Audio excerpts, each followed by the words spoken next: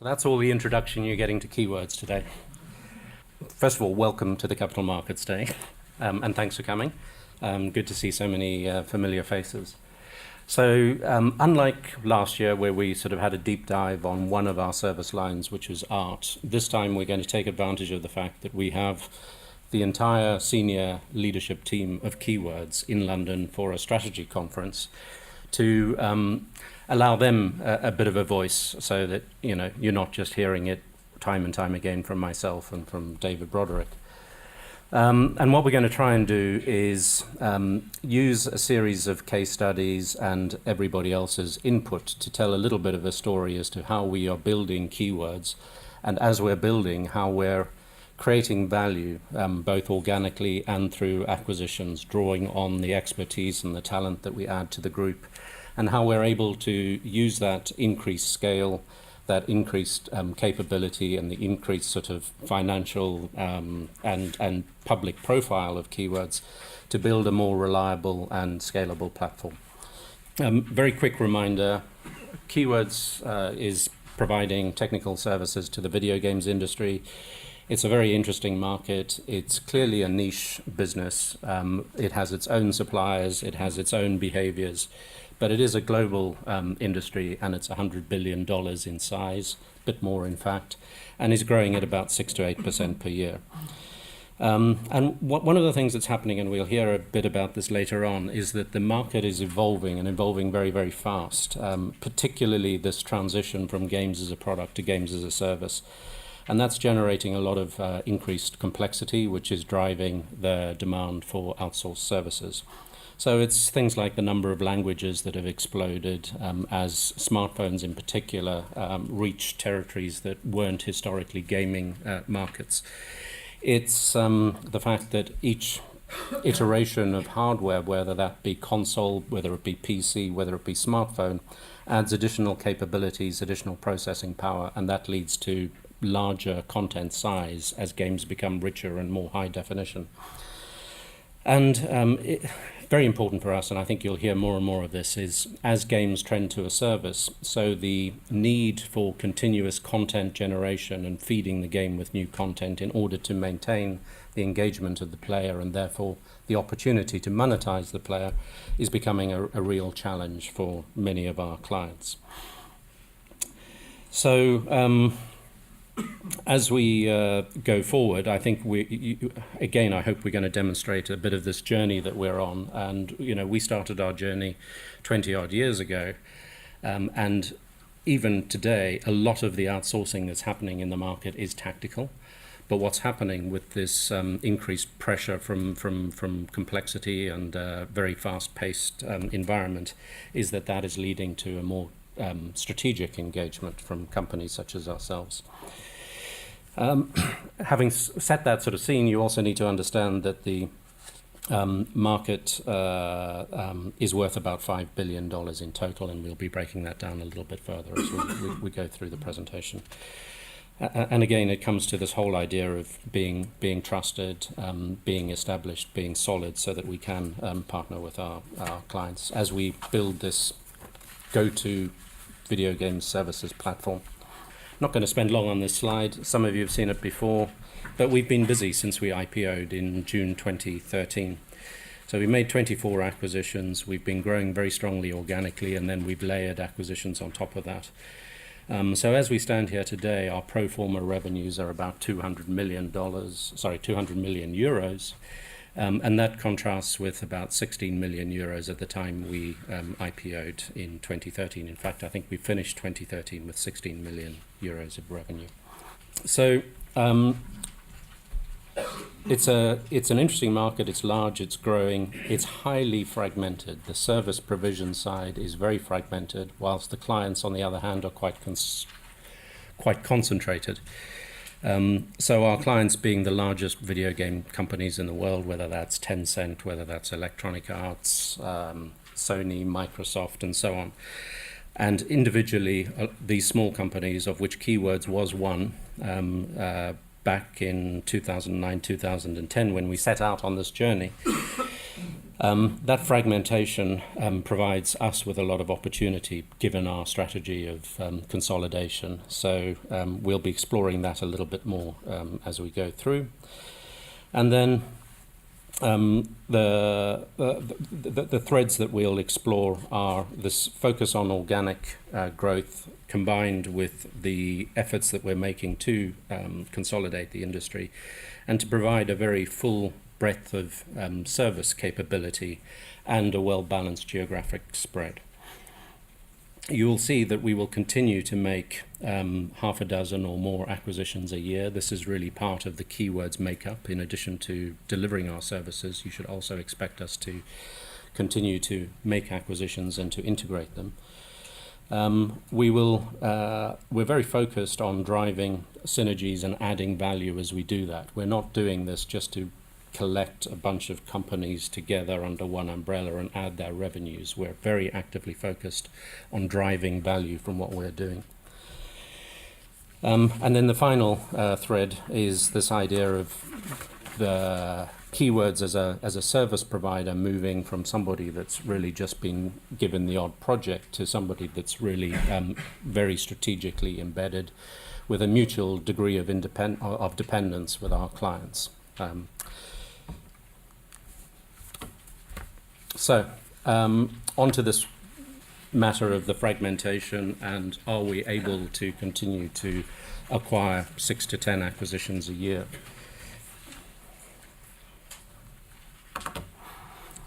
So, when I talk about a fragmented market, this is what I'm talking about. So, at the moment, when I think about Keywords, I think about this amazing growth machine. I think about a company that has pillars of growth based on the regions and the countries in which we're based that offer their own opportunities.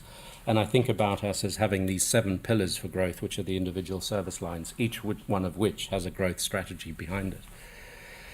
So if we look at some of these, and I'm not going to talk about them all, we've shared with you what we think the market size for those services are, and this is obviously global market size. And we've also shared with you what we think the current sort of penetration of outsourced services are within each market. And then you'll get an idea in terms of the fragmentation, because the last row is the number of suppliers within each of those services. And these numbers are all a bit approximate, as you can imagine.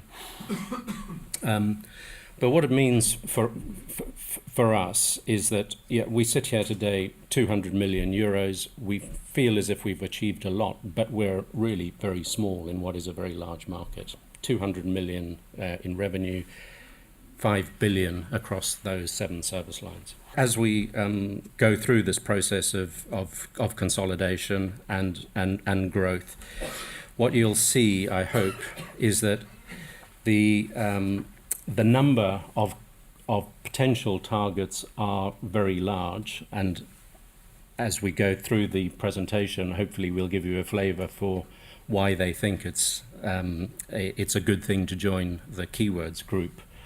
So the issue is not so much in most of these service lines the opportunity for acquisitions. It's actually a question of sifting through them and making sure we're acquiring the right companies. So we're going to talk a little bit about that as well.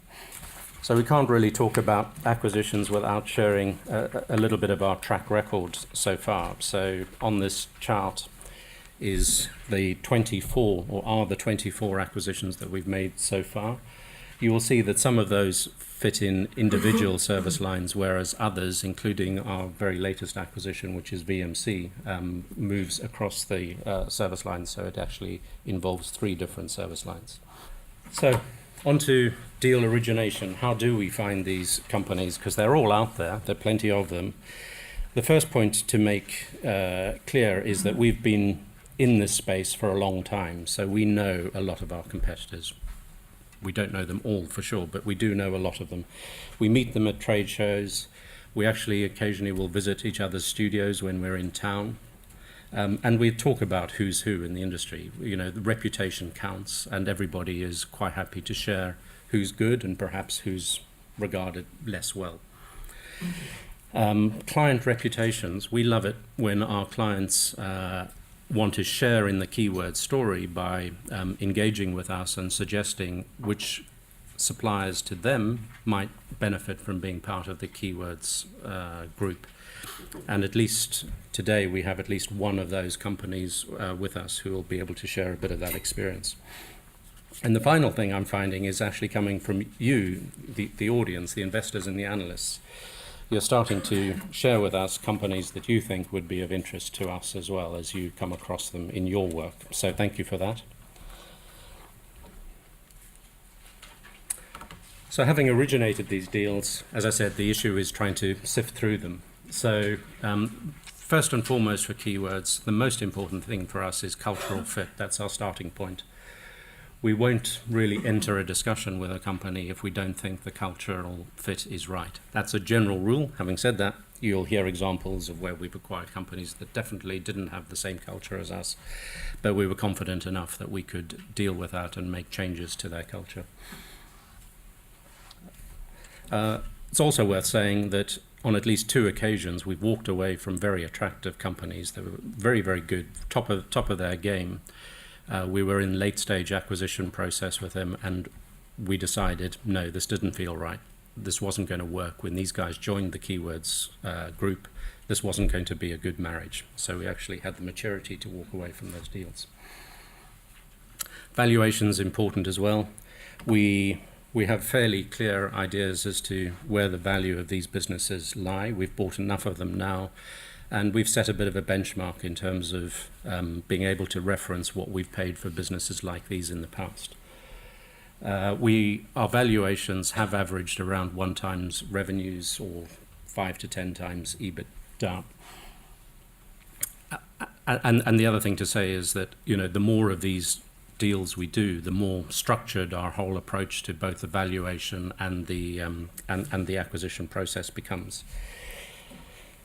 And the last thing, we don't get too carried away about the financial performance of these businesses. We've done it enough times now where we've bought companies that haven't been performing particularly well, and we've been able to fix them very, very quickly. So the most important or the least important issue for us is actually how the business is performing financially today. Of course, that affects the valuation, but it doesn't affect our view as to how attractive that business is. So at this point, I'm going to ask Andrea Ballista, who is our Global Service Line Director for Audio, to share with you in his words how he works with me in particular in originating acquisition opportunities within his service line, which, as I said, is the audio service line. Thank you, Andrew, and welcome to everybody again. So let's talk a little bit for audio this time, and and how we can target acquisitions. First of all, we need to have a strategy, and it's a part of the global strategy of keywords, and we are going to build the first fully owned network of recording studios in key territories where the video games industry is already well established. So we don't want to set up place everywhere. We know that the market is changing, new territories coming up, and when they are well settled, then we can decide to go. But we want to have a first network of the key points that we can, of course, cross with all the clients' relationships. And why do we do that? We do that since the audio is very specifically a kind of different style of buying from the client side. So some clients want to have multilingual service, and we are able to do that. Sometimes the client wants to go directly in the territories. So in organizing this network on a global pace, we can have best of the both sides, be able to enter the client on one side, and then when they are mature and the strategic advancement in our relationship from keywords is becoming mature, then we can offer also, of course, a multilingual, or of course already buying multilingual and offering a multilingual. So let's talk about, let's say, the acquisition strategy.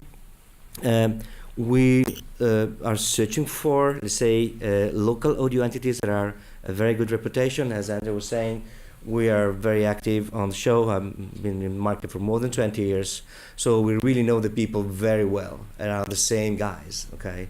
And but this is not enough, and we would like to pick up them when they are really willing to join the vision of keywords.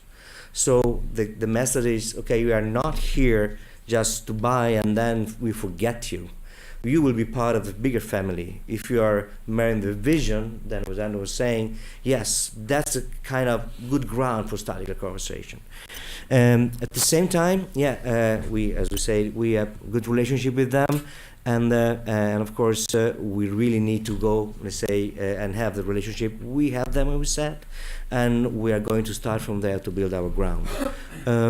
And at the same time, as Kia was growing, we are more and more becoming our reference buyer. So if someone is coming out from, let's say, 15 years or 20 years of very good services, very good relationship, and they want to see kind of a different future, they are coming to us now more and more. And of course, and we are trying to find the place, if it's possible, if it's consistent with our strategy.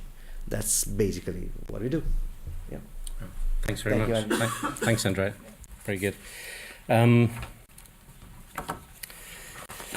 So, to Andrea's point, that these companies are coming to us more and more and asking to join the Keywords family. So we thought we would explore what makes Keywords an attractive acquirer.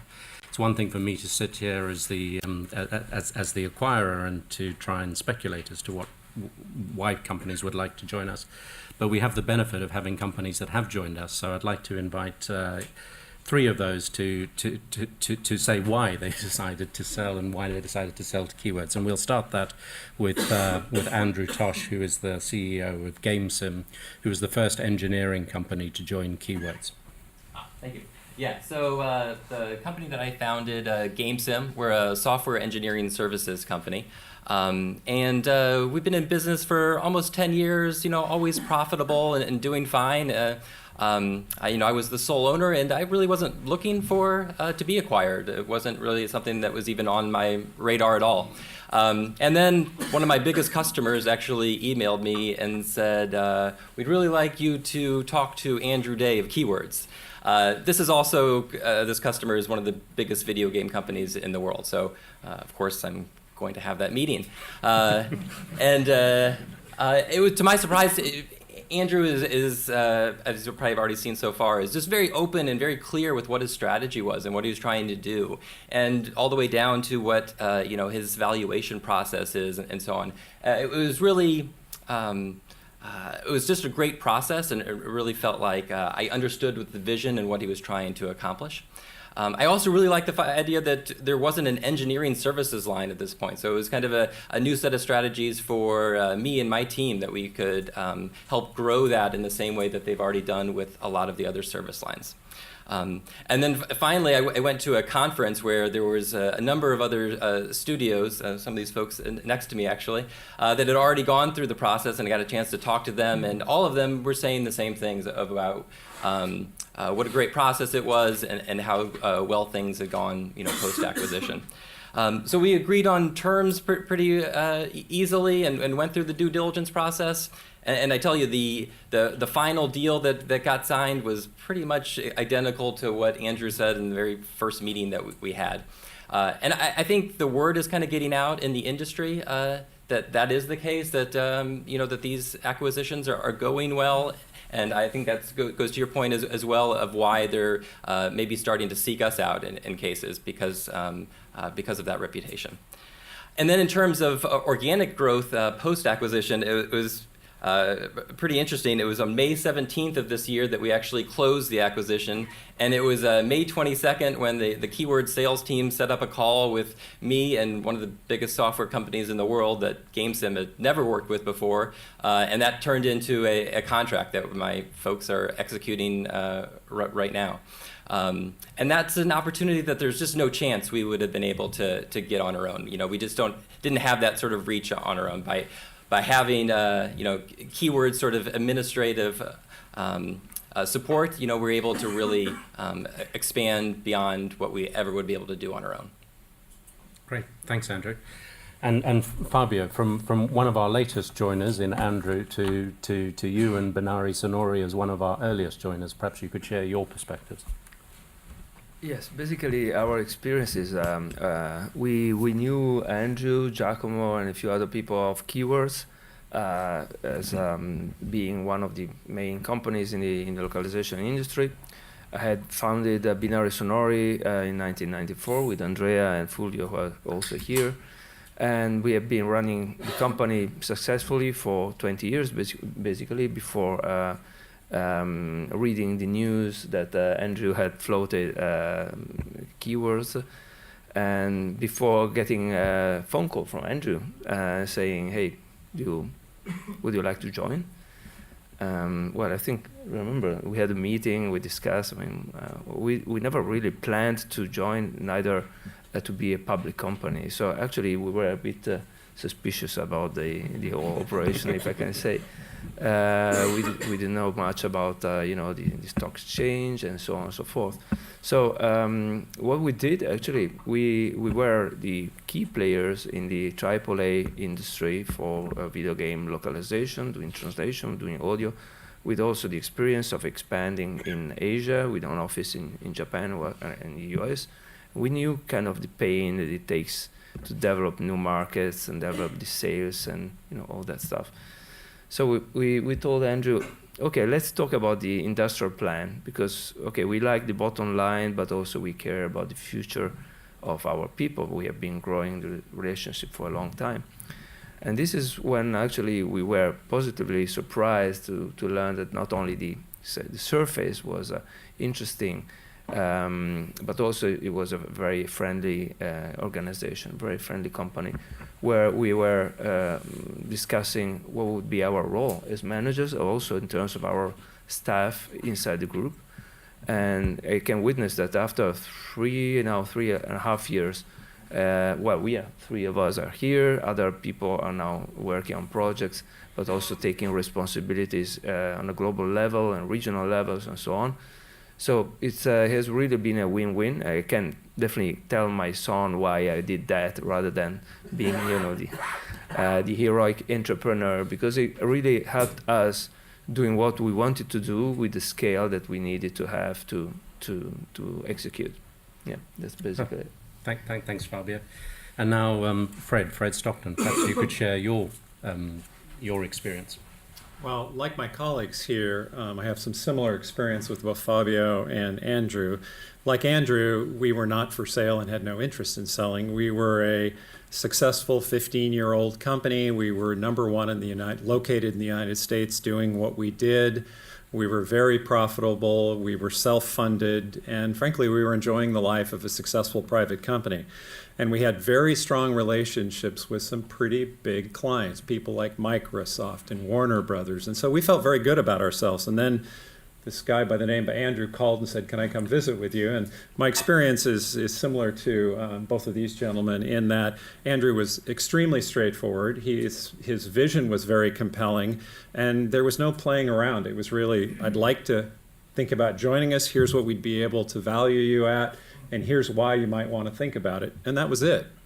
So even though we were pretty proud of ourselves and pleased with ourselves, we are playing in the land of giants. And this was very obvious to us. We were a very small company, less than 10 million of annual revenue, playing with billion-dollar companies. And we had already had some experience where we had run out of capacity taking care of one of our clients and had to tell them we couldn't do as much work as they wanted us to do.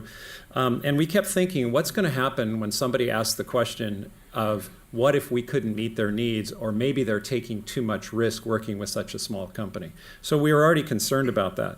Further, we'd already seen some great growth opportunities that we either couldn't or were unwilling to put our own capital at risk to go take advantage of because we'd built up all this value.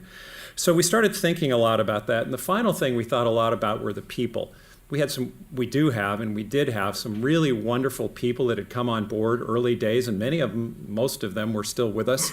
But we didn't provide much of a long-term career path. And most of these people that joined us in their 20s, and this was their career, and they were doing very well. But how were we going to retain them? How are we going to keep going? And finally, we were competing in a world of over 100 competitors. And we were US-based, and many of our competitors were based in countries where the cost of labor was less. So there were many risks facing us. So we thought about it, and not very long, and decided that we really should pursue it. Well, so what happened? We were the second company to come into the art group after our friends at Laksha was the first company in. And like Andrew, the excitement of being able to build out a worldwide company was wonderful and very exciting for those of us. We were able as private owners to take some cash off the table. That was great. But we were also able to take our private equity, which all of you know is very illiquid, and turn it into public equity. So if we were part of this success, we would also be shareholders that would get a chance to not only gain from that success, but also on an individual basis decide when we would, what we would do with that equity. As far as team members, we immediately gave our team members a huge set of opportunities. We gave them the ability to have career paths, to grow, and most, if not all, of our team members are still with us. The 3 partners are all still here in some capacity, so we all got growth opportunities as well. We also brought formal HR systems, training, the kinds of things that small companies very much struggle to do are now available through Keywords, even opportunities for some options and things that were never available to our key employees before. So lots happened. From a client standpoint, what's been really rewarding is those really wonderful client relationships, which is a key in all of our businesses at Keywords, is we are now able to supply them with a complete line of art services. And it's far broader than what our studio could do. And now with the family of art studios we've put together, we can go to our best clients and say, now we can offer this service that we didn't have before. We can offer this service that we didn't have before. So we have a complete breadth. So it's been a win-win all around. And I can tell you, if we had to do it all over again, we'd do it faster.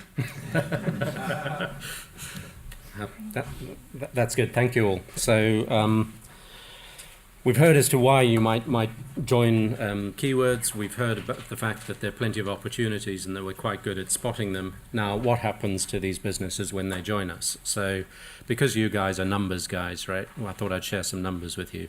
So coming into Keywords, the return on investment typically for these businesses is about 10% return on investment, what we pay versus the profits they generate. Wind forward a year or two. So the first thing that happens is we help them improve their profitability. We have tools and we have the management focus and everything just to focus on the profitability. These are all good companies at delivering services. They're top of their game when it comes to that. But just through a few changes of focus and a bit of emphasis, we can help them get higher profitability. And then, of course, we can help grow the top line as well. So typically what we're seeing is after being inside Keywords for 2 to 3 years, these businesses are generating something like 15 to 30% return on the original investment we made in those acquisitions. So long may that continue. So to summarize from this section, what we hope we've demonstrated is that, first of all, we do have a clear acquisition strategy. There are plenty of opportunities out there, and we're using our knowledge and expertise to sift through them.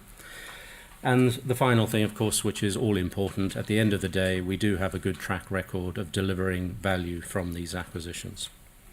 So we'll pause quickly for any questions at this stage. Can you keep the multiples, the acquisition multiples, within the parameters you spoke about, given, as your rating's been climbing, have you been able to do that? Or, do you see the expectations of the vendors in terms of multiples move up with your multiple? Yeah, I think we can. I think it's possible for sellers to get confused between the value that they have as a small independent business and the value that Keywords has as a very different animal. I mean, we're on a completely different growth trajectory. We have a different risk profile to our business. We have a lot, I would say, higher quality of earnings generally. And the way I look at it is, when we were little Keywords back in 2009, 2010, single site company, 50 people, 2 services, probably 60% dependent on one single client. We were a very fragile entity. And if somebody had come along to us at that stage and offered us 1 times revenues, we probably would have jumped at it. So, we've been there ourselves. We know what that looks like. We know what that feels like. And that does not feel like a company that deserves the same valuation as Keywords has today. So I'm quite happy to have those conversations with people. And I think, it's not about holding people back. It's just about being fair about what you've got and how much it's worth, really. 24 acquisitions. Any mistakes? Yes, we've had. I have to say, I think our record is pretty phenomenal. So we have made 24 acquisitions.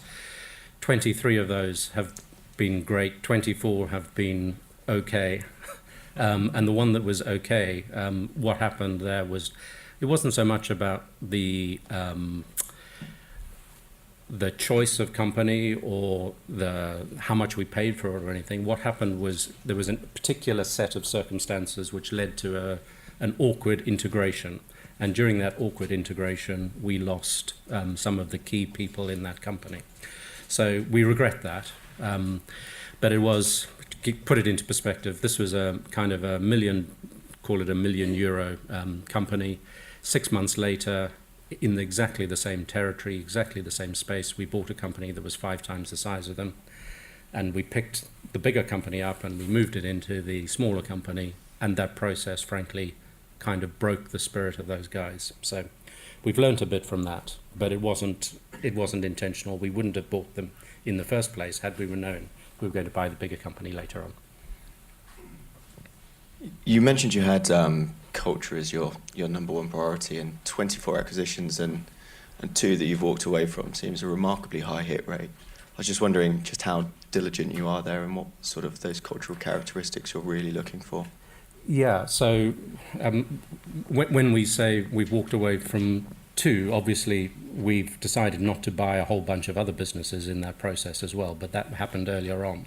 So normally by the time we get to a letter of intent, we're pretty certain that this is the business that we want to join Keywords. So we're prepared to accept that sometimes we get it wrong, and we got it wrong in 2 out of those 26 cases. So no, I think we are pretty diligent in the whole diligence process, but in terms of measuring the cultural fit, it's not easy to do. Culture is a very sort of amorphous thing, right? But we have an expression, we use it a lot internally. We talk about, is this person a Keywords person? You know, when deciding if we're building the team internally and we're hiring from outside, we know what we mean when we say, is that a Keywords person? And we apply pretty much the same test to our acquisitions. So do these people sort of behave in a similar manner to Keywords? Do they have the same sort of vision? Do they really care about what they're doing? And that comes first for us. So I think we've been pretty good. So we've got a change of actors at this stage. So I'm going to hand over at this stage for this section to my colleague Nicolas Liazou. Nicolas is the Regional Managing Director for Keywords for the Americas. So he takes care of everything from South America through to Canada in terms of providing a support function to the service lines. So Nicolas, over to you. Thank you very much. Bonjour tout le monde. Hello everybody. So thanks Andrew for the introduction. Integration is indeed quite a major part of our day-to-day now. So really going through how we integrate and build synergies through it. And the approach for all of this is and needs to be quite flexible, actually. There's, in each time, we need to be able to adjust to the context of the acquisition and the acquired companies and target companies. But we always would make sure that we have a few common denominators through it. First, all acquired companies need to fit with our service line based organization. Second, we would always make sure that we will be deploying our common operation platform. And eventually, third, we'll leverage right away all sales and business opportunities with the rest of the group. Then again, there's a range of different cases when it comes to integrating different companies. When we acquired standalone studios, for example, and we would call standalone studios the ones that either are on isolated territories where we're no present at the point, we have no presence, or whether they have like new services that are not like obviously overlapping with our current offer.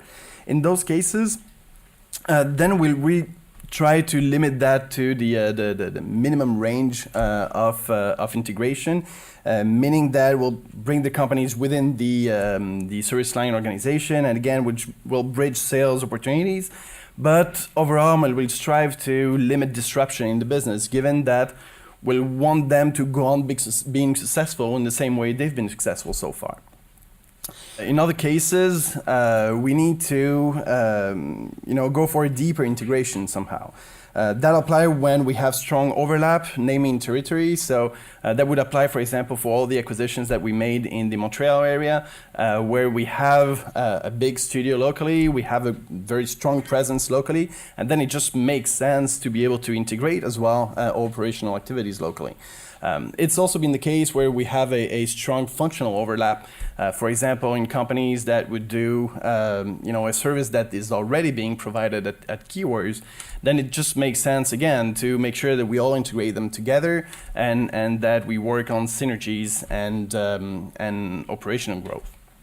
So that would be, for the example, the case of Babel and very lately of VMC, obviously. In those cases, we'll deploy our existing processes and seek all possible operational synergies with also quite a focus on margin enhancement overall.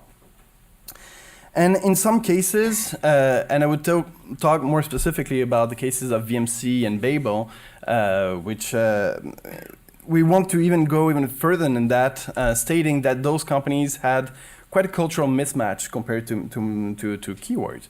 And in those cases, we'll want to go further by also changing quite radically the company somehow to be able to twist their culture and make it fit with our own expectations when it comes to company culture. Now, also regardless, when we acquire companies, it's always to grow them. We acquire a company to grow together, to grow them, but also to grow us, obviously. And so we do expect all companies joining to take advantage from our global platform to sustain their own organic growth and to sustain ours as well at the same time. And we'll support them in doing so. Taking the example of Alchemic Dream, for example, with Fred Arens leading that company, originally based in Quebec and some remote place, actually, Shawinigan, Quebec, with a global network of remote customer support agents, so part of the customer support service line, but it was actually the first one that we brought in there. It's ever since been actually able to deploy all its customer services throughout 7 of our studios globally. So with a network that was kind of remote beforehand, quite localized in Quebec, we've been able to, again, deploy those services in 7 other studios of our group and eventually triple the revenues of the company. So that's kind of the story that we're trying to bring forward. So for all of this, and to make these integrations happen, we also do have a methodology, and which we kick off yet from the very initial stage of the acquisition process. And Fulvio Scioli, Regional Managing Director for Europe, will be able to talk you through that. What's happened during the first 100 days? The goal we want to achieve post-acquisition are usually carefully planned during the due diligence phase, because in addition to the standard check and control we need to do, because it's a due diligence, we need to understand what is the chemistry of the company. That means what has been the real success factor that driven this company. And those factors need to be preserved, because continuity and stability are the 2 main keywords that need to remain post-acquisition. So what we do is to share always during the due diligence an integration memorandum that is a sort of document in which we describe the way in which the business will be integrated, and we also describe how our matricial organization works. Again, to remain to maintain continuity and stability. Another point is prepare a good communication plan externally and internally. Externally, because we need to reassure the client that they will continue to work with the same people they know before, and internally because we need to share with the team the history of keywords, the vision of keywords, the strategy, and also to show to the team what will be the new opportunities, the wide range of new opportunities that they will have, either as company, either as employee. In addition to this, we need to implement some group policies, possibly blended them with the existing policies in the company and with the local norms. And last but not least, we need to implement also a tiny but very solid financial layer, because we need to gather reliable numbers from day one. Most of those companies are very focused on production, but what they have to learn is the way to transform production data in financial numbers on a monthly basis and on accrual basis. And in the end, we started the implementation plan. Implementation plan, we did the service line with the business development and with the support of the regional support function. On this respect, I would like to introduce you Max Renaud, former owner of one of the largest acquisitions we did in 18 months ago. Yep. And my competitor for 20 years. Yeah, exactly. Yeah, because we used to be fierce competitors for 20 years. We started in the mid-90s together, not together, I mean competing together. But in the very same area. The market was quite different at the time, but promising. Yeah. And when we joined Keywords 1.5 years ago, we became colleagues. Well, there's many things that I could say, but I would like to confirm what Andrew and the other colleagues said before. The plan was quite clear. When Andrew came in and to talk to us, he was very straightforward. And of course, we've seen what Binary did, and I think it was the best decision. At that time, with all my partners, of course, it was not an easy decision when you sell your company, but we had a clear awareness that we were close to our top ceiling. It was quite a nice top ceiling actually, because we had an extremely good redemption and commitment with clients for 20 years. But the market is consolidating at all levels, and not only in the video games. And Keywords was a unique opportunity. And so going back to the scope of these slides, which is the first 100 days, I had to say that on the synthesis side, one of our biggest weakness was on the reporting and the budgeting numbers. We were not really that good on that. And so one of the big benefit of joining Keywords, actually I would say a little bit painful as well, because we were really not ready at all of so much efforts into data collection, data reporting, budgeting, and so on. But it was the first step of a good integration. And then now, 1.5 years later, I would say that the integration is progressing again. We have some senior resources from the synthesis audio department who are joining the service line of Andrea. So the vision is there, is shared, and there's still a lot of things to do. So that's it. Thank you very much. And now integrating is bringing companies together, but somehow it can only happen if we manage to bring people together.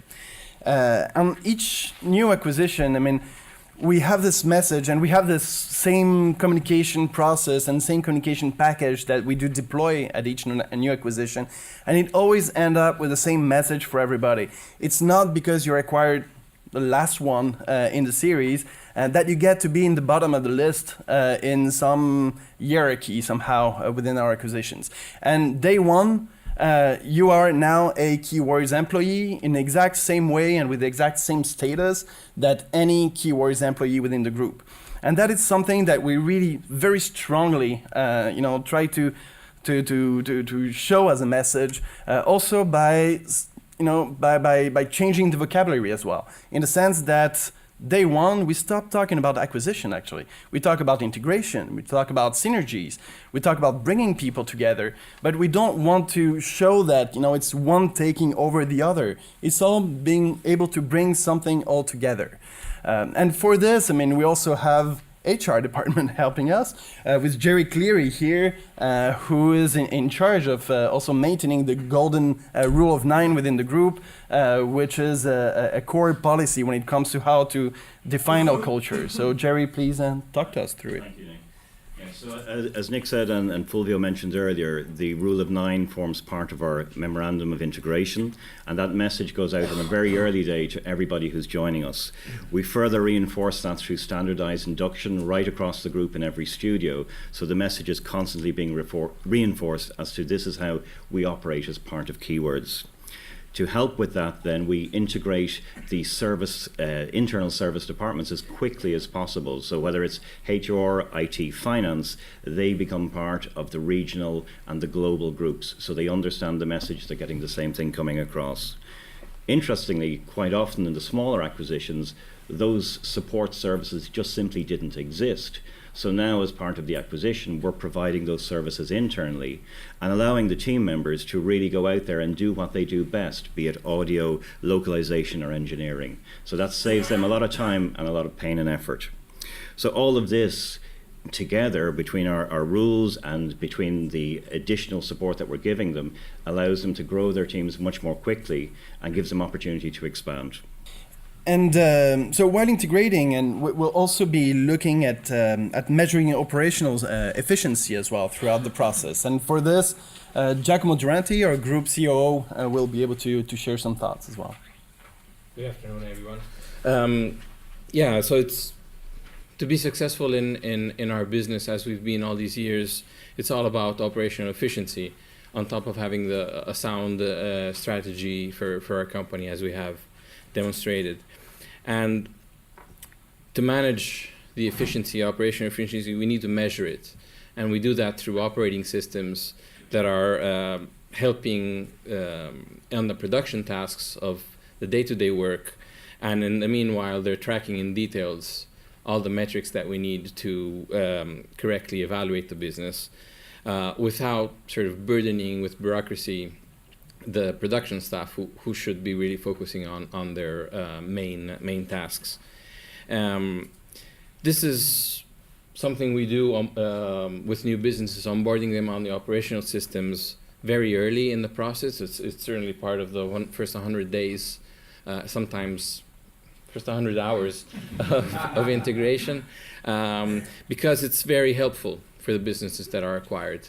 More often than not, they would not have focused so much on being able to do that, and so we're really giving them tools to work more efficiently, and at the same time report a lot more easier the numbers and the metrics, and essentially giving ourselves a high-level view of everything that's going on across the world without disrupting their tasks with having to report. So these service lines, these tools, these systems are for service lines. They're dedicated to service lines across all geographies because we manage our service lines globally. So any studio would be able to use this, and the global coordination of the service line will also be able to use this to help optimizing the way we deliver the service. Here we have a collection of some of the tools in action and some of the dashboards we use then to look at the data so that we can have, with the push of a button, real-time information of what's happening and make decisions very fast. Essentially, it's really important not only to managing the efficiency within a studio, but it's also very important because crucially it allows us to enable the collaborating across studios, as our art colleagues has mentioned earlier, and for all the service lines, we'll either work at the same time on the same project, or we will be cascading the services one after the other in an integrated fashion, and tools help with that. And very importantly, it also allows, as I was mentioning earlier, the global coordination of the service line to further optimize resourcing so that we can keep utilization high in all our studios across the service line without needing to duplicate excessively these efforts. Thank you. So we talked about how we integrate new companies within the group, but somewhat, I mean, we also need to talk about the other way around, which is how do we leverage those new companies joining are bringing to the group in our current and existing setup to be able to enhance organic growth somehow. So for this, I mean, we have a perfect example in Tokyo with Chris Kennedy, Regional Managing Director for Asia, who will talk about his journey in Tokyo. Thank you, Nicholas. And thank you as well to the audience for joining us today. I just want to speak for a few minutes about Keywords Tokyo. As Nicholas mentioned, or in the first panel, we heard from some acquired companies on how joining Keywords brought new growth potential for them. But on the flip side, each acquisition offers existing studios the chance for growth. And Japan, as I'm sure many of you know, is a large player in the games market. It's one of the oldest, one of the biggest, one of the hubs of development of games and also the consumption of games. So back in 2010, when Little Keywords was taking some of its first steps, Japan was a prime place for us to decide to set up. And when we went in there, we went in with a double-sided approach. On one side, it was going to be an expansion of production for Dublin headquarters at the time. But we also decided to make an investment in Japan, to build a local client base, to learn about potential vendors, partners, get access to that talent pool there. And Keywords, grew. And the acquisition started then in around 2014. And one of the earlier ones, as we heard, was Benari Sonori, a premier provider of translation and audio service. And like many of the rest of us, I knew Fabio, I knew Fulvio, I knew Andrea. So it was a very quick integration. Welcome aboard. Let's combine forces, and we did.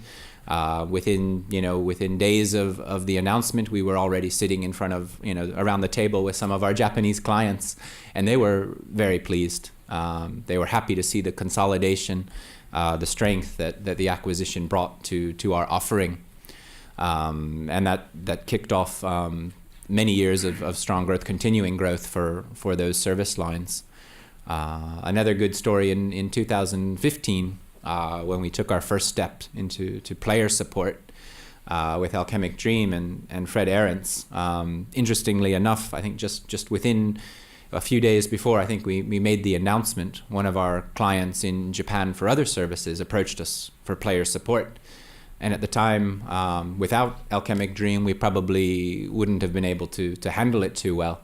But Andrew, put me on the phone with Fred Ahrens and said, "Hey, this guy knows player support," and I hopped on a Skype call with him and got a 30-minute crash course. Went in and talked to the client about it, and we ended up winning the work. And I think for next year, that client will actually be one of the service line's largest clients. So it's a cool story. It's kind of like Andrew Tosh's as well, earlier on. And then again in 2016 with Synthesis, with Max joining the team, really consolidated the offering in Japan for translation and audio services, again building credibility in front of our clients and allowing us to provide a wider range of services. And also with the audio made us decide to better control the business, improve our utilization, and we went and took on our own space for recording as well for internal staff. And that takes us to 2017 has been another great year, as you can see from some of the percentages up there. On top of the existing 4 service lines that we had, we also brought on a functional testing team, taking us to 5 service lines. And in the summer, we were cramming about 120 people into a 100-person space before we made a move to a larger space of about 300 seats. That's already 200 seats full right now, and looking to be very well utilized into next year as well, and getting a little worried about further future expansion. So yeah, How's that sound, Nicholas? That sounds perfect. Great. Thank you. So, been leveraging companies, leveraging people. In all of this, I mean, we need to be conscious that the group and Keywords has changed as well. And how I've been managing that change somehow, and trying to hear. I mean, we want to hear the Tommy story, since Tommy, on the top of being the colorful addition to the team today, is Thank you. is also our localization testing service line director. So Tommy, you've been around since the beginning of the story, so tell us about your journey and the Keywords journey so far. Wonderful, thank you. Hi everyone. Today I just want to talk a little bit about the evolution of Keywords as an organization from my perspective as a Keywords lifer. How things have changed over the years and what opportunities our growth presents to us and our teams at Keywords. I essentially took a look back to when I started at Keywords as a little tester back in 2006, 11 years ago, and compared it to where we are today. And oh boy, this has been quite a journey. While I could probably speak about this for hours today, I spare you the details, or I was even thinking about writing a book about it, I would like to focus on a couple of key areas today. And for me, the 4 key areas that define Keywords as an organization, it's our people, our clients, our processes, and our systems. As a business, we grew immensely. We started with like around 20 clients back then, back in the days, and are now over 400 clients in our pool.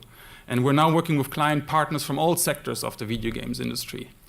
And the great thing is that with many of them, we moved from some ad hoc order taker that discusses business on a project by project basis to strategic partners that are committed to each other's success.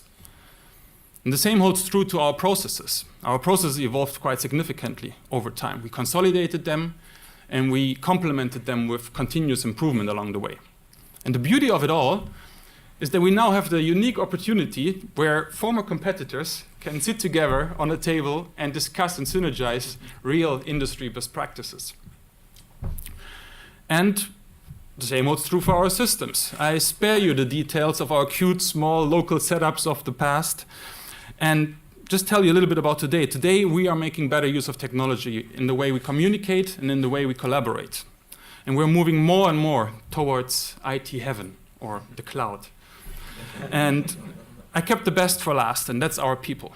We're now 5,000 Keywordians strong. We're working together across 39 studios, across 7 service lines. And we're united by our passion for games, quality, and working together as a team. And with this growth,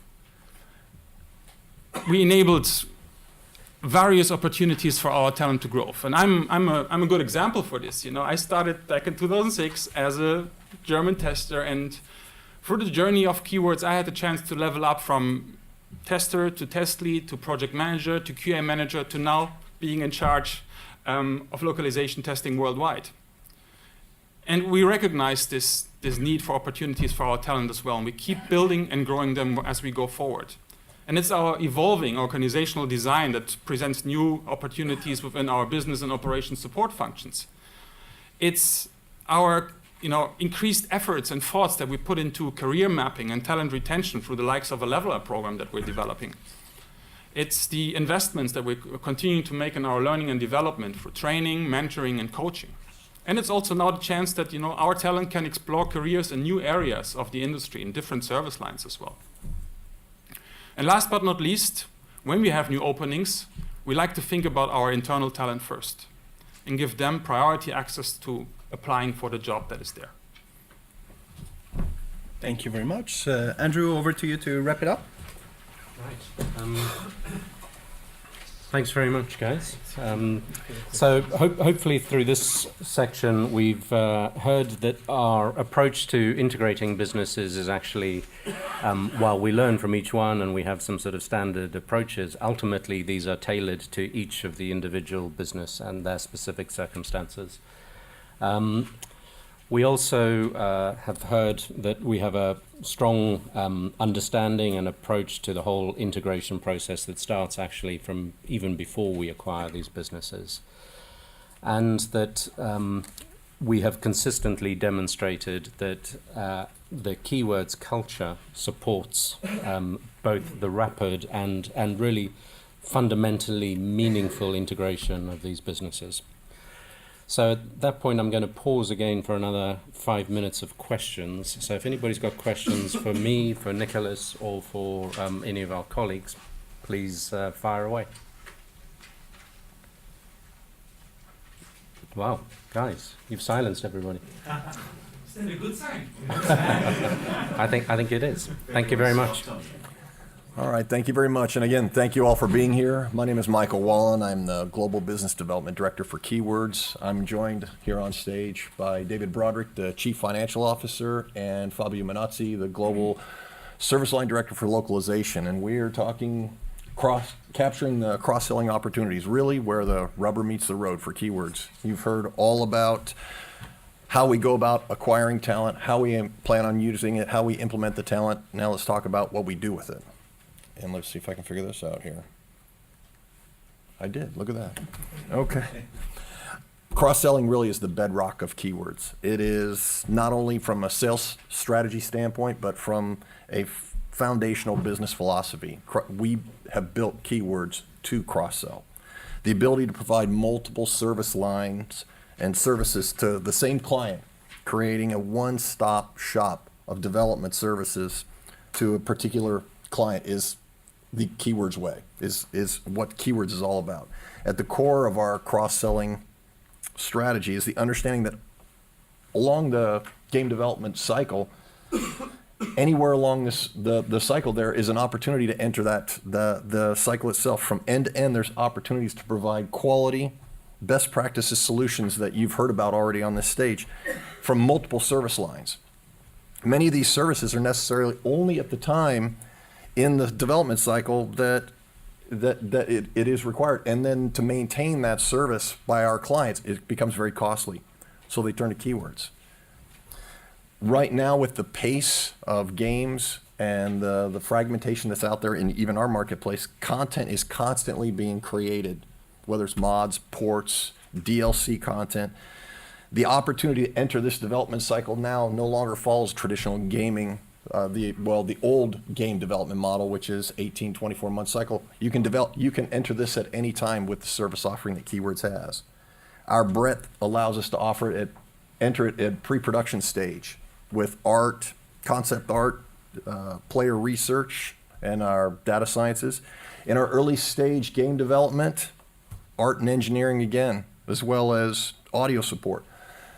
Late stage game development, we offer localization services, linguistic testing, functional testing, again, art services, and even marketing art. At launch, we do beta testing, marketing art, trailers. In our ongoing live operations support, we do player support and community management. And finally, the new content, this DLC area there, where it literally brings it back almost to begin again, we start to cycle back over with art and engineering. Depending on the size of the client, the decision makers at each point could be different and could be different for each service line. Maintaining the relationships with these decision makers is key to successfully supporting these clients. As the products grow larger in games and as the platforms emerge, additional needs continue to present themselves. And the job to anticipate, prepare for these needs, and the changes that they create fall on the leadership of Keywords. To get a better look at how we've structured our team to handle and anticipate these changes, I'd like to introduce David Broderick. If you've heard the group here today so far, I mean, we're obviously becoming a strategic partner, a trusted partner. As Mike alluded to in the earlier slide, the cross-sell to these companies is a huge opportunity. To do that, we need a firm foundation on the house that can deliver consistently for those clients on a global stage. And how we do that is primarily through our senior management team. And we give them the tools and we give them the structures to deliver on that basis. So our service lines are run on a global basis. You can see we've kind of run across the 7 service lines here. And they're supported to run their operations globally. They're supported by our 3 regional managing directors. The regions are quite specific. It's EMEA, it's Asia Pac, and it's the Americas. So they work hand in glove. They look to deliver in the regions. They look to deliver for the service lines, and ultimately satisfy our clients. Sales equally, again, run on a group basis, but segregated on a regional basis across the three principal sectors. Again, headed by Mike and his team. They will sell across all the services. They're not specific that somebody is exclusively selling art or particular service. They're selling to the region, and they're selling the full complement of services that Keywords has to offer. So our structures, our processes, our management, and our people are built in such a way to help drive this machine, deliver the process, deliver for our clients. And another aspect of this from a procedural perspective is the master service agreements that we enter into with our clients. So all of this comes together. It helps maximize the cross-sell opportunity. It helps us to deliver, and it helps give us the platform. I think if you looked at this structure probably 12 months ago, we continue to add to it. We brought in IT director in Gary Merrigan, our global HR director in Jerry Cleary, and equal to the people, we continue to kind of invest in the systems for the kind of ancillary or related group services. So HR, IT, marketing are all areas that we've continued to put money into, we've continued to progress. And like I said, it's all about putting the structures there, the platform there, for us to go and deliver out on the global stage. I suppose testament to this is obviously the increase that we've seen year on year. Again, the breadth of offering, the range, our own physical size in the space, our global reach, mean that we're again back to this position of a trusted, loyal, strategic partner for our clients. On that basis, they're prepared to entrust us with more and more services that they want us to action. So validation of this is clearly of our 400 or 500 clients that we have, is the fact that every year and up until the half year at 17, we're seeing a steady progressive progression as they look to give us more and more services around the globe. And we continue to deliver for them and do it in an efficient and consistent manner. I suppose what's key to this, and I don't know who referenced it there earlier, is it means the relationship is deep, the dialogue is deep. We have a better visibility in terms of what they're doing, what's in their pipeline, how we can continue to service them. And I suppose that's key when you look at the fact that those clients therefore make up a large proportion of our total overall revenues. So that gives us a good visibility about what's coming down the line, how we can structure our resources and run the business as efficiently as possible. I suppose to further underline the kind of metrics that you're seeing here, a bit similar to Nicola's slides there on integration, there's no simple one way of doing the cross-sell. So to that end, we have Fabio, who will talk you through a specific case study, and likewise Mike has a couple of case studies as well that he can walk you through. So Fabio. Okay, as we understood, I am the translation localization guy here.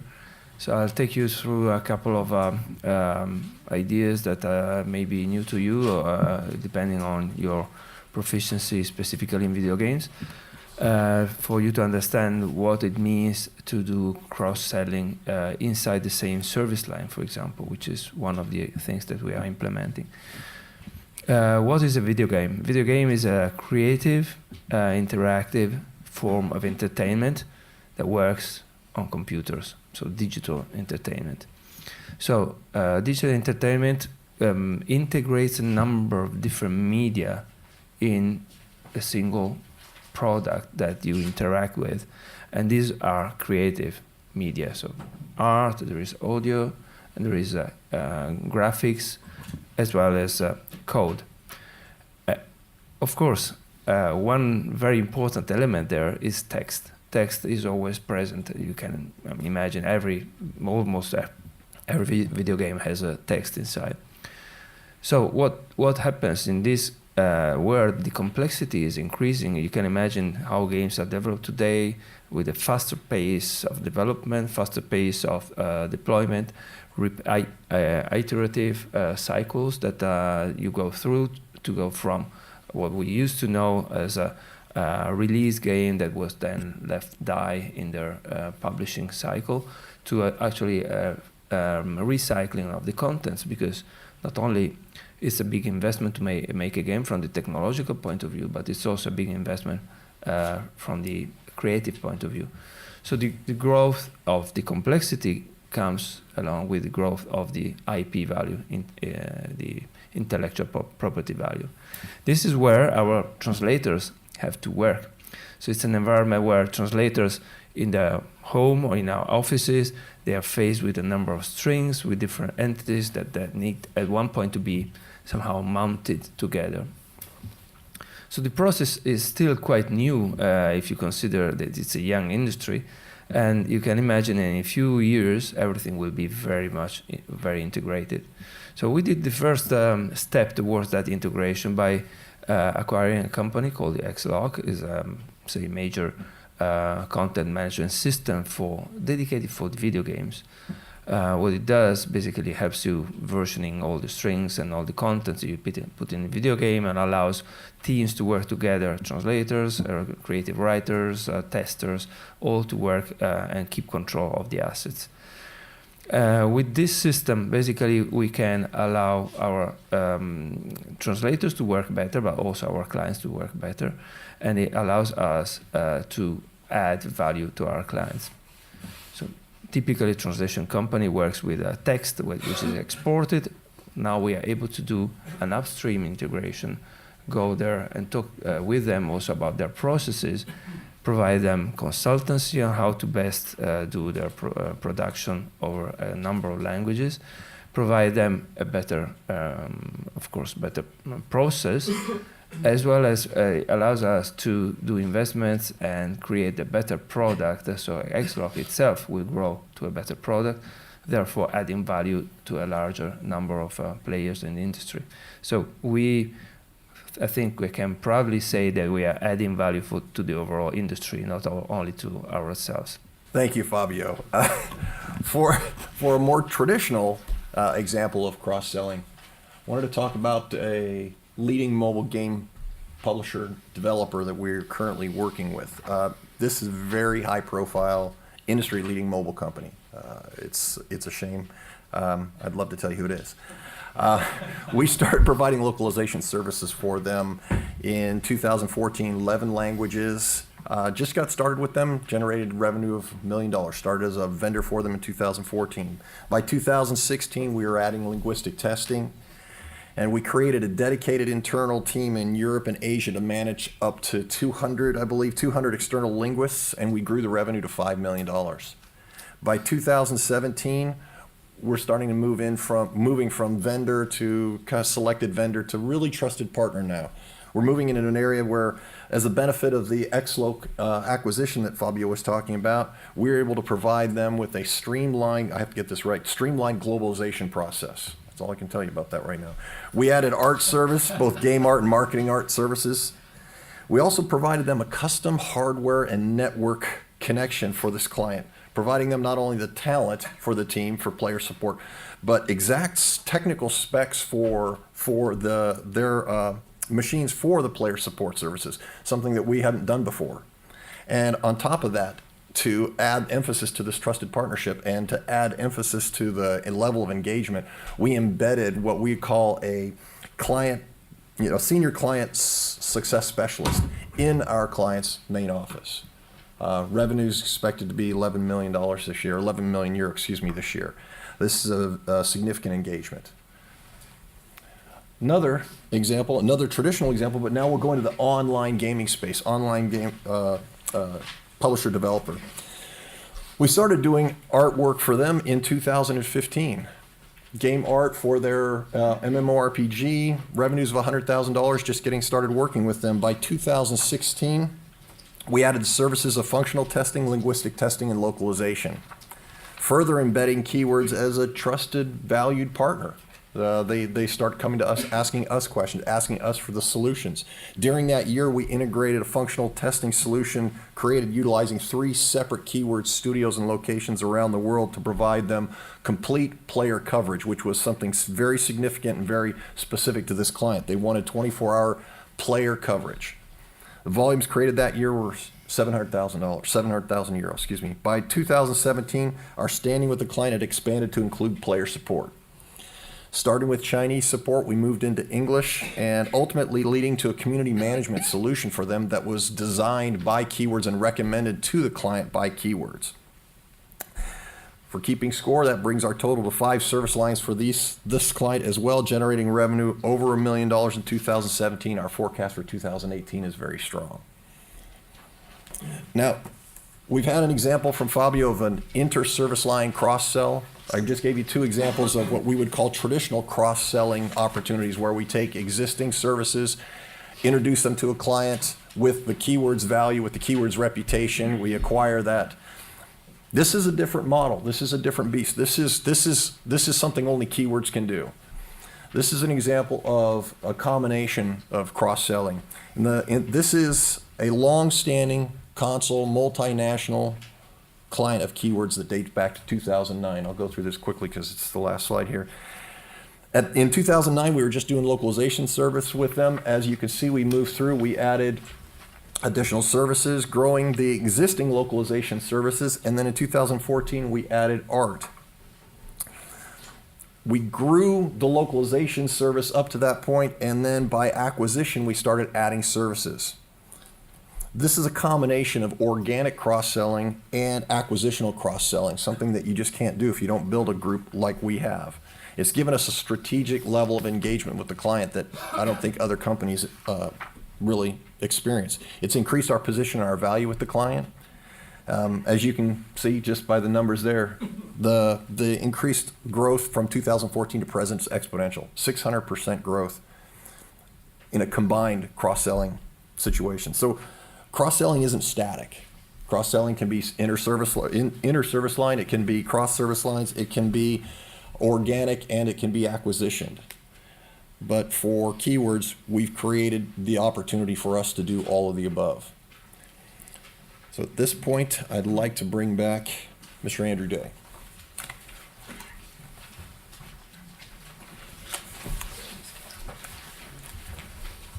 Thanks, Mike. Right, so this is the wrap-up for that section. So hopefully we've demonstrated the fact that we not only talk about cross-selling, but we get on and do it, and that our clients are welcoming it. They keep asking us for more services, so that's proof positive that it's working for us. The continuous nature of video game development also leads itself very nicely to cross-selling, because this very fast pace of producing content really lends itself to having a supplier that can do all services on fairly small packets of content, but at a very, very fast pace. The other thing that I hope we've helped you understand is how we've built our organization specifically to do this. This is the entire strategy of Keywords, to add all of these service capabilities and to bring them to bear on individual large-scale clients, so that we can provide them more value, and that we've basically built our organization chart to facilitate this. So hopefully you've seen that the approach is clearly working, but I'm willing to sit here and take any questions from you to probe deeper on that on the whole cross-selling approach that we have. So quick question, when you make an acquisition, how do you incentivize and drive that cross-selling behavior for a studio who traditionally has never done that before? That's a good question. One of the first people into an acquisition after we've done it is actually Mike and his team of salespeople. So I'll let Mike speak in a minute, but very often these companies don't actually have a sales force. So they've grown perhaps without needing one, with word of mouth. They've got good delivery reputation, and also they don't necessarily have the mindset of trying to achieve maximum growth like we do. So they haven't invested in the sales force. So that's part of the answer, I think. They welcome that addition, and most people in this industry, and certainly the ones that we ask to come and join us, are actually hungry to try and make something more of themselves. As we heard earlier from Max at Synthesis, they felt as if they had hit a ceiling.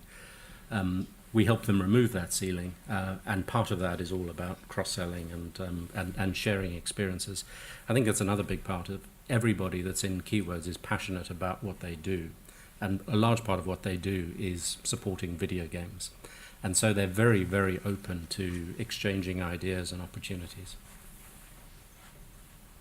Sorry, I was going to let you speak, but I did it for you. That's all I have to say about that. There's another question here. Oh, sorry, one at the back there, sorry. Yes, I was just wondering, I mean, you talk about the video game industry and that sector which you specialise in, but do you ever get the opportunity, or do your clients ever ask you about whether you would take on related work in similar sectors, whether it's in TV or just IT services generally, or how do you feel about opportunities like that developing in the future? Yeah, no, we do actually. So our focus as a business, and Mike's team, for instance, and in the business development world, they focus exclusively on video games. So we're not trying to hunt business outside of the video game space. But business does come to us that is from, I would say, neighboring sectors. So we do, within our business, whether it's in art or whether it's in localization or even player support, for instance, we will bleed across, as I call it, into some neighboring areas where our skill sets are very well adapted to the problems they're trying to solve. But those engagements tend to come from a kind of pull. So these clients find us, learn about our services and our expertise in this very interactive content space that we occupy. And so we get dragged into all sorts of things, whether it's retail applications, whether it's experiences in museums for helping children learn or whatever. And we willingly do that because it's all building on our expertise. Yeah, you've got a global sales team and 39 studios. Do all sales go through the global sales team, or does each studio also do its own sales in its own right? You need to come to our sales meeting on Tuesday. I'd like you to ask that question again. No, actually, it's an excellent question, and that is part of what we deal with right when we first start working on any integration situation with a new client. So the easy answer is no, all sales don't go through the global sales team. The way that Keywords is built, Keywords' reputation, we see significant amount of organic growth from the relationships that our production teams and our delivery teams have developed with clients. It is not uncommon at all. In fact, we budget it. We know that it's out there. Those relationships are what and why people come back to Keywords. So there's a certain amount of business that we know is going to come outside of the sales team. The business that does come through the sales team, when we acquire someone and we are integrating with them, we do our very best to find the synergies between the sales teams. We actually operate in 3 regions. David was mentioning it. We follow the regions of our development and our publishing group, or excuse me, our production group in Asia, North America, South America, and Europe. So we have sales teams in each of those 3 areas. We bring the business into the service lines. Each service line has a service line director. It's the service line's opportunity to figure out where that business best fits. For us, from a sales standpoint, when we get an opportunity to bring new salespeople in by way of acquisition, part of it is to take them through the exact same process that Jerry was talking about being part of Keywords, understanding what it is to be a Keywordian, what does it mean to understand our philosophy for cross-selling, and then do they fit, do they understand what we're trying to do, and then how do we take that forward? Thanks. One more question here. Yeah. I had 2 really. 2 more questions here. Well, first is with so many divisions. All right, thank you. Thank you. With so many divisions, how are we ensuring that the message is consistent and there's not a case of overpromise, which the sales guys obviously are so good at, and under delivery, number 1. And another thing specifically to you is really how cost efficient, because you're obviously knowing how many clients we are kind of losing and how many pitches we are losing. How cost efficient are we? And how important is that cost when we are bidding for these new projects? Not a sensible question? Yep, no. Well, I'll handle the first part. You handle the second part. The first part's really easy. Now, first of all, a good question in terms of how do really, in effect, how does the sales team stay current? How does the sales team stay, I want to say, cohesive? And how do we maintain at the growth rate that we're growing? Well, the key in everything at Keywords is communication. If I talk to this guy once a week, well, at least once a week. The ability to communicate with the right people inside of Keywords is paramount. We're not a deep structure. We are. David showed you the org chart. We're very, we're built for speed. I guess that's a good way of putting it. We're built for speed. So, the sales team, we're constantly in communication. But beyond that, the sales team has full right and opportunity to be in touch with and in communication with the service lines. We don't want to oversell, because I'll tell you what will kill us. What will kill us is if we promise something we can't do. We're not going to do that. You can tell by the quality of the people that have been up here that the last thing that we want to do is do something to damage our reputation. And the last thing I'm going to have is someone on my team that's going to do that as well. And there isn't a person on my team that thinks like that. But our reputation is all we have. And so that's the number one approach that we take towards it. So do we want to go out and get some giant sell that, well, okay, to be fair, have I called a few of these service line directors up going, man, is there any way we can do this? I've got this great big deal. But if they say no, it's a no, because you won't come back to me if I say yes and I can't do it. And not only that, you're going to tell 5, 6, 7 other people what I did. And we are a huge industry. We're $100 billion industry, but we're really small. Everyone knows everyone. We wouldn't get away with that for long. And now you get the hard part. Yes, I mean, the answer is we're never as effective as I would like to be. So, we've been on a journey as far as sales is concerned. I think, Mike, your team now is it's more than that, isn't it? About 15, 16, 17, I don't know. It's quite it's quite a few people. But we do measure it all. Mike measures it. Mike reports to the board ultimately in terms of how efficient his salespeople are, what the cost of sales are. What I can say is that obviously we're out there, we're looking at other businesses like us, and I'm very happy with how cost effective we are, not only in the sales side of the business, but in operations generally. And I think that's reflected ultimately in the net margins that we generate from this business. My name is Jaime Jiménez. I'm the Chief Customer Officer of Keywords Studios. I joined the company recently, a year and a half. I was acquired by by Andrew individually as a one-man band. Before Keywords, I was Vice President International Development Services in Electronic Arts, one of the biggest developers and publishers in the world. In fact, some of you may remember me from 3 years ago when I came here invited by Andrew. Thank you very much. That's great. Does it work? Yes, it works. And I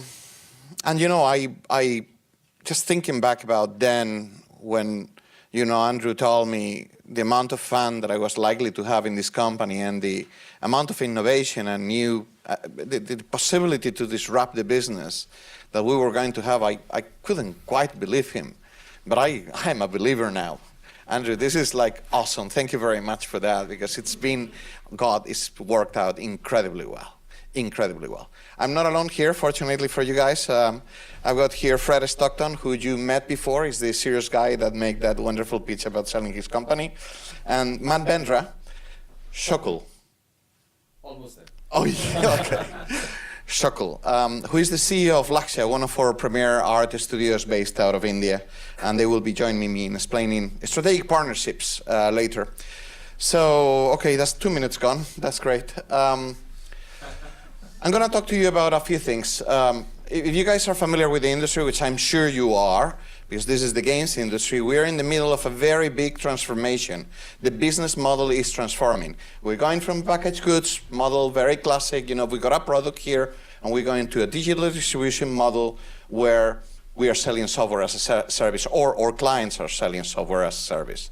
Now, this is great for everybody. It's great for them. The margins are improving. It's great for us because we have more and more work due to this business model change. It's great for the players because the players get big, huge, immersive experiences and huge investment in creativity from the developers and the publishers. But there are some things that are happening in the background as a result of this. There is an operations change in the way that the developers are doing business that is basically caused by this business model change. So I'm going to draw your attention here to, central power, central sales on the one hand. This is actually facilitating something that did not exist 10 years before. This is central buying. Central buying is excellent for Keywords because it allows us to have something that I will talk about later, strategic partnerships. We get to talk with people that are empowered and that are senior enough to talk about multi-year, multidisciplinary engagements where we are much better integrated into the company pipeline than we ever were before. I also want to talk to you about, innovation. Our customers out there, our clients out there are more and more interested in innovation. They have to deal with a lot of complexity in the sense that, video games are at the absolute edge of technology and life is changing on them every minute. And dealing with that requires every single brain in the company. So managing, a 4,000 strong QA team is not one of their priorities anymore. They would like somebody else to do that for them. And that's usually us. Higher margins are nice for everybody, basically. And then there is the concept of, one-stop shop and distributed development. 10 years ago, distributed development was something that some companies were doing. Today is an absolute reality. If you saw all the guys that are here, and by the way, I'm Spanish. Hola, ¿qué tal? Perdonad. I would have liked to say hello in Spanish. I forgot. The French guy got me there. You've heard, 6 nationalities. You're about to hear from 7th nationality here. That's what Keywords looks like. It's an incredibly exciting place to work. Anyway, so we do have that diversity and we do provide that one-stop shop, and I think we are uniquely positioned to take advantage of this change that is happening in the industry. So let's see what is the impact of this change in the outsourcing strategy for customers. If we could go, sorry, it's me.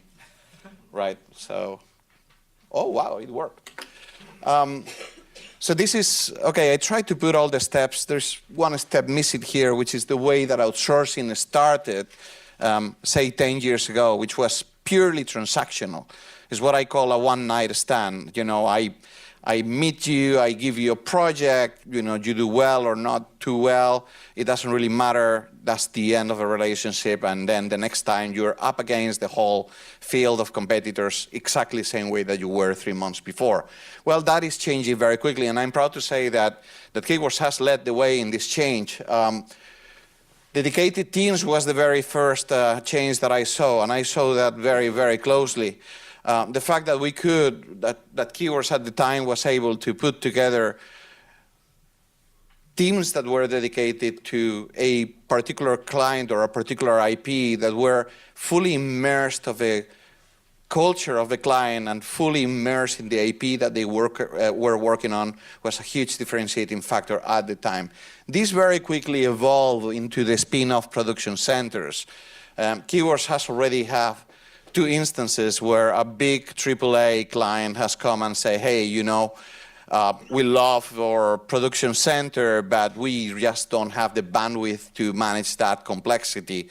Could you take the whole team? Could you take the whole facility, including all the hardware and the building, and just manage it for us and deliver the services? And that has been great for the clients. It's been great for us because it's given us phenomenal talent that is coming from the client side, and it's allowed us to actually service other clients in a very, very effective way. And one of the big things that I want to talk about today is this strategic partnership model, which I know actually, is the next step in outsourcing. What is a strategic partnership model? Well, it basically means, if that wasn't one-night stand, that is a marriage, right? This is where you have to plan for the long term, where you have your kids, where you're very, very, very integrated. You're very, very, very integrated with the customer, and you have huge dependencies in terms of technology, and you're integrated in the pipeline, so you're using exactly the same tech stack as the client has. These are very, very, very close relationships that are incredibly good for the customers because, again, it reduces the amount of complexity that they need to manage. But also they are incredibly good for us because it allows us to not just being able to invest in long-term innovation roadmaps that are usually multi-year, but also live with us the benefit of all that innovation. I mean, we already learn a lot about how all the things that we do are being done because we work with most of the industry, but now we get this opportunity to actually learn how our customers, how our clients are doing these same things. And this is knowledge and technology that then we leverage in, with other clients to basically service the industry, which is the vision that Andrew is pursuing. So I think that as a company, Keywords is uniquely positioned to take advantage of this evolution of outsourcing and that previous change that I spoke about. And if we go, okay, yes, it's me again. If we go to the next stage, it's our global services platform. And I'm sure you've heard Andrew and David talk about this before, but this is what we're building. We are building a solution that is able to service any game developer, any publisher out there, the whole of the games industry, and trying to put together as many services as we can. And these are the 4 pillars of our global services platform. On the one hand, we provide the scale, and we provide the scale in a really big way. We do that across continents, across time zones, across countries, across disciplines. We do end-to-end, which basically means that we are able to provide all the services, and you'll hear a little bit more about this from Fred and Manbendra, but it's not just in the same service line. We do end-to-end horizontally across all service lines. These days, we are delivering 7 services. It may be 8 or 9, in the near future. But we are the solution for our customers' needs today. I talk a little bit about innovation. I'm very, very passionate about this. You will hear a business case about innovation in a few minutes. And then this is very, very important too. And it's a result of that transformation that I spoke about. The fact that the digital transformation is creating intellectual properties that are not fire and forget, but software as a service, means that these intellectual properties, these games, are with us for years, okay?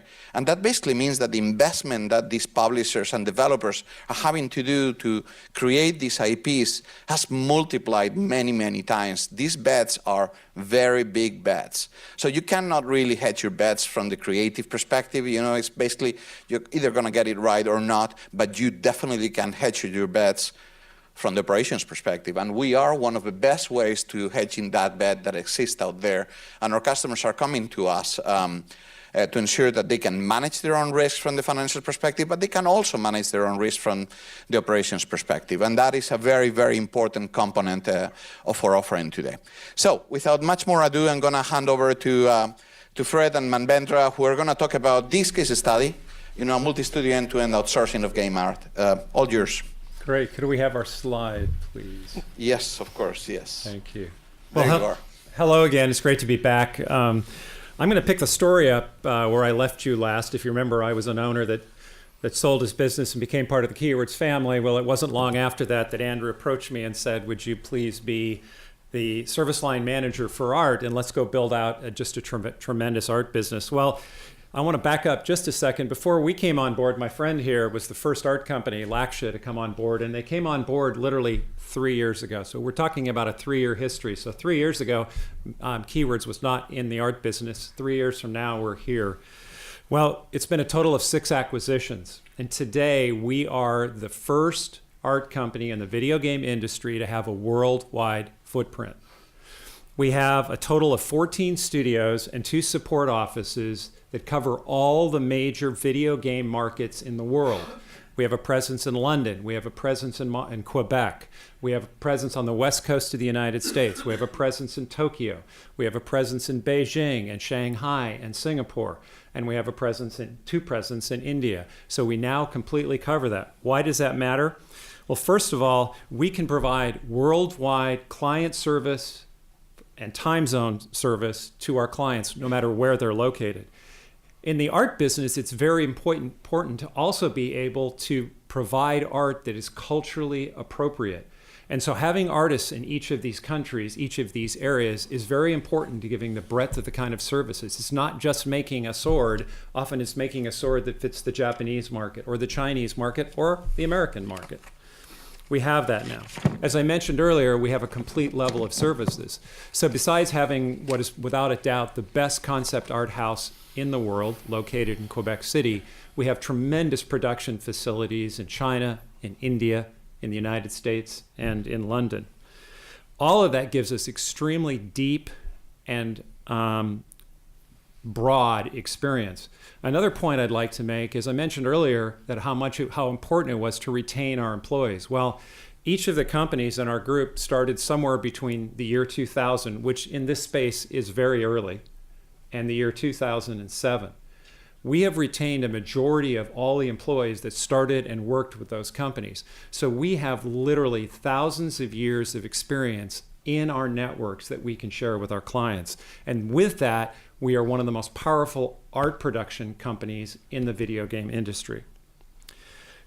As Jaime mentioned, the beauty of that is what we've done quickly has been able to add a broader range of services. We've been able to come to our clients and have far more scale. If one of us has a shortage of scale or one of our teams doesn't have enough, we've been able to add additional scale simply by calling on the teams that we brought together. And we've very much started down the path of creating deeper partnerships. One of the things that every company brought to our group was a very strong relationship with a group of customers. Well, now we have the group of customers built from all 6 of those companies. And as we brought them together, we learned that there was very little overlap. In fact, one of the strengths of the company's success was that they were able to form strong partnerships with a finite group of clients. But now we have all of those clients in the group. We're seeing, and there's a huge trend coming to where our clients are, as Jaime mentioned, not just asking us to be production partners, not just to be a vendor, but to be a strategic partner, starting all the way back with design and concepting, all the way through to literally getting the game ready to go out the door from an art perspective.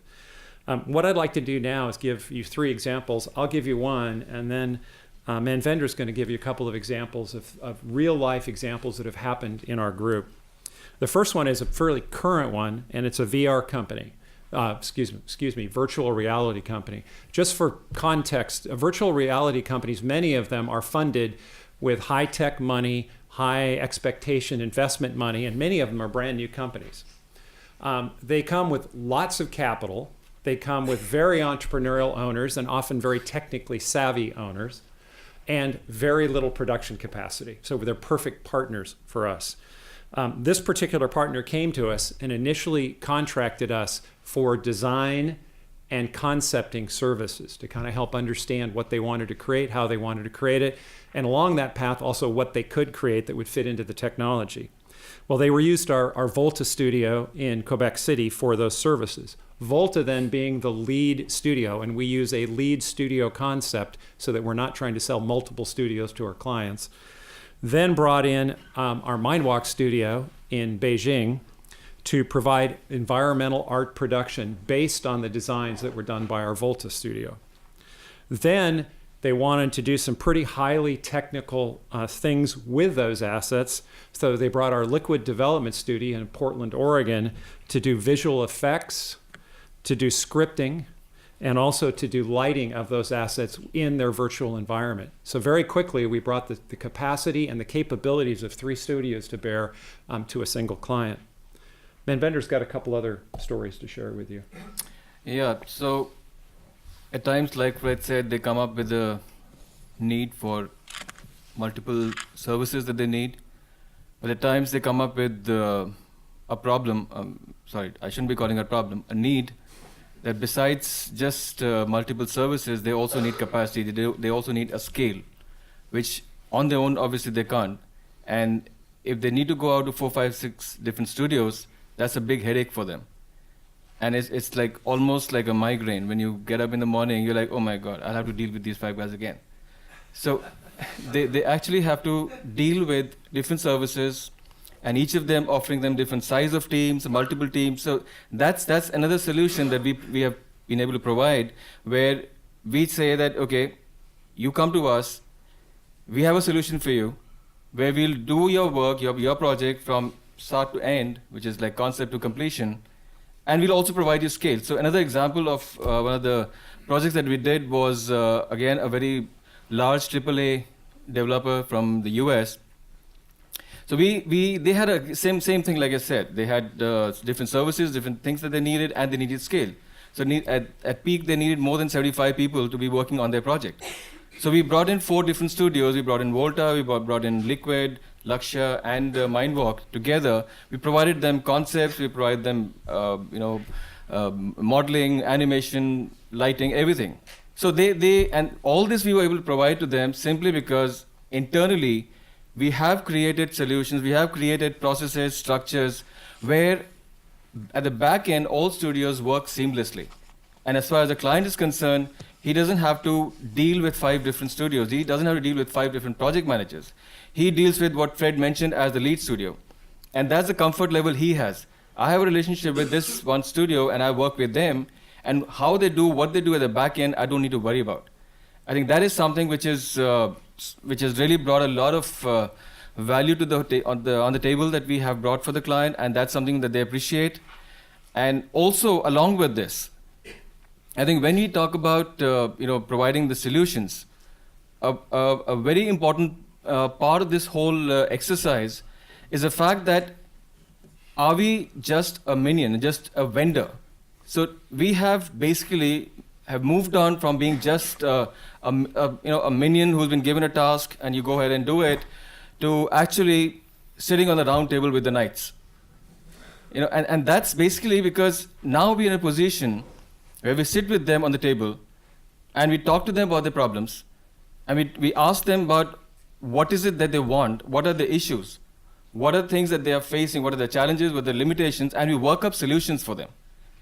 And those solutions are things which separate us and the value that we have to provide to them from everybody else who's out there. And that is something which I think is really valued by the customers.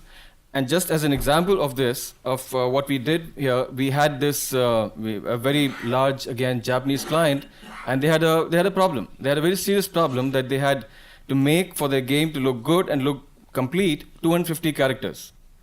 Now, the budget they had for that was just about what they could have done, about 100 characters. Now, yes, obviously, they really want all the 250, but they can't do it. What do they do? So they have an option. They say, okay, now let's just make 100 characters, let's forget about the 250. The game will not really look the way we want it to, we live with it. That's one option that they have. Second option, and that's the option they took, is that they come to people like us and the knights in the shining armors, where they say, you know what, we have a problem. We need to do this. We really want the game to succeed. We really want the game to look great, but we don't really have the budgets to do that. Now, obviously, that is where the expertise and the skills that we have built within the organization, within the art studios, comes into play. Because of the fact that the teams that we have built have been around for years and years and years. I mean, they've been in the games industry 15 years, 20 years, 25 years.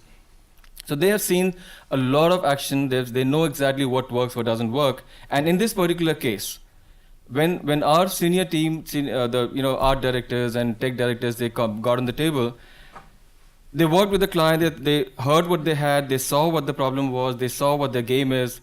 They figured out that, the way the game is made, the way the game is, there are possibilities of creating a solution where they can create the same 250 characters with the budget of just 100 characters.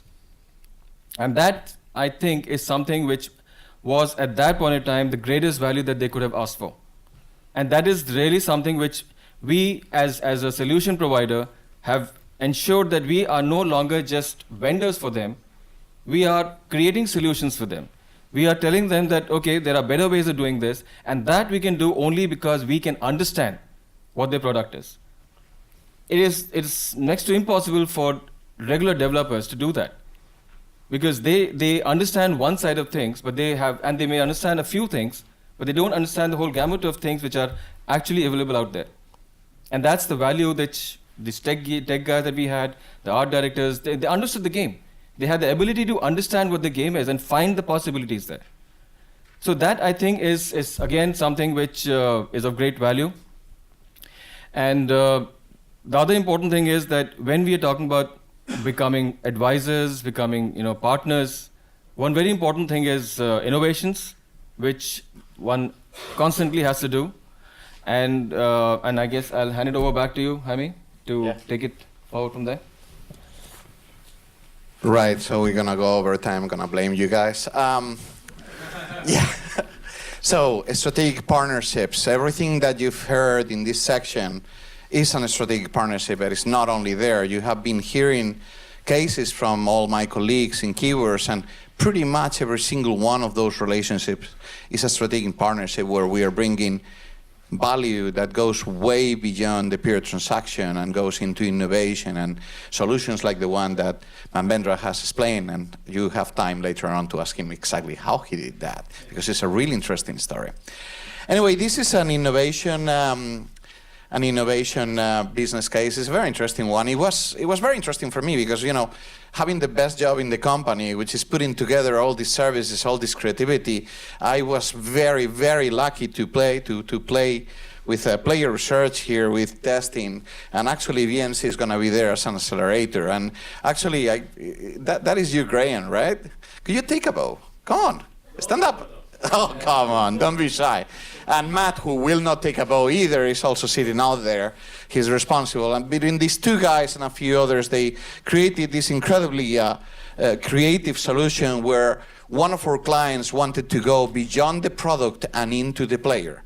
So not only did they want your classic QA services where you understand where the mistakes, where the errors are, where the bugs are, but they also wanted to know what the player behavior was going to look like. And what we put together here is using our player network that is going to be hugely accelerated by the global beta testing network from VMC to be able to beta test a lot of the products that we were talking about before launch, way before launch, and understand what were the risk profile from the operations perspective, and on the other hand, what was the likelihood of success of the features that they were putting in. So you don't need to read all this jargon. It's there just to impress you. You can ask me later how this was done, but it was very, very well received, and it's a very important piece of innovation that allows us to do many things. Because when you are talking to your customer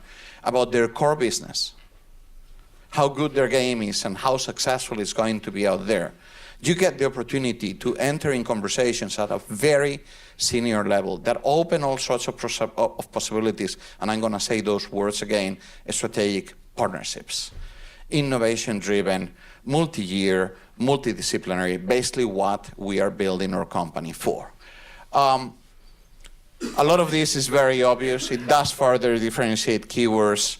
All this revenue is very, very predictable. It's high margin. The added value to the customer and to us is mind-blowing. I talked about innovation before. It allows us to play with data science, because one of the beautiful things about this is as we build our data warehouse about where the errors are and basically the player behaviors, we can start to use our analytics teams to figure out what is likely to happen in the future. And again, VMC with their embedded technical services are going to help us get beyond where we are today in analytics. So that gives me a very good excuse to go into the last slide. You can rest, which is basically, finally talking about the VMC acquisition. I was so pleased about this. Thank you very much for the early Christmas present, Andrew. This is about to become one of my favorite toys. The sheer scale, and I take you back to the global services platform, the sheer scale of DMC operations, its West Coast presence are essential for our clients on the West Coast, and a lot of our clients are on the West Coast. Not only that, they have very diverse talent that is going to help us with analytics, and of course the impact that they will have in player support is tremendous. I gave you an example just before of what their global beta testing network is going to do for us. It's going to accelerate the project project that was going to take us a year and a half into basically tomorrow, which is going to be great news for our customer, and it's going to be great news for us. And on top of that, we get some beautiful divisions like the embedded technical services that are basically something that are going to accelerate our capability to create those strategic partnerships that I've been talking about, and accelerate that into infinity, basically. I am now out of time, and I think I have bored you enough, and I'm going to hand it over back to Andrew for closing. Right.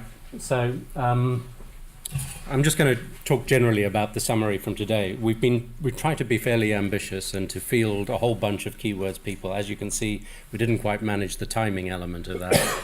But hopefully what you've got from us today, in addition to hearing the story about how we're adding value at all stages of the development of keywords, what I hope you've also got is a sense of the breadth and depth and quality of the management team that is looking after your investment on a day-to-day basis. So if that's all we've achieved is to field these guys for you, then it's a big tick as far as I'm concerned. We'll take a couple of questions just in case there are any burning questions in the room. Many thanks, Andrew. I'm just trying to get to grips in terms of the consolidation play where you are now. I mean, you've talked an awful lot about strategic partnerships. You've got 7 services. I'm trying to get you've got customers coming to you. Do you need to just put your foot on the accelerator for further acquisitions and consolidation, or can you achieve some of this or most of this, internally and organically? It's a good question. So we can achieve some of it organically, but the pace of growth purely organically is not going to live up to my expectation, or indeed to the opportunity that we see ahead of us. So the industry is going to consolidate. It's logical that it would do. You've got this huge imbalance between very large clients and very fragmented small service providers.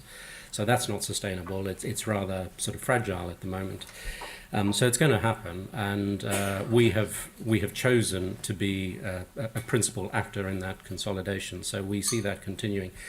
You could ask the same question. We've just acquired VMC. That was a business that we were competing against up until that point, and some of our growth was obviously coming from business that we were winning from VMC. We could have chosen to continue just to stay there and compete against them, but the acquisition of them not only accelerates ourselves in terms of, let's say, revenue and people count and so on, it also helps drive us to this sort of tipping point where we become the strategic player for our clients. And the other thing it does, frankly, as well, there's a defensive element to it. So whilst VMC remained as the VMC as we knew it, it was okay because we could compete against it. We knew exactly what it was. But if somebody else had come in and acquired VMC, that might have been a very different story for us. So consolidation, as far as we're concerned, and it is a very selective consolidation, we're not by any means rampaging out there across the whole field of play trying to acquire everybody.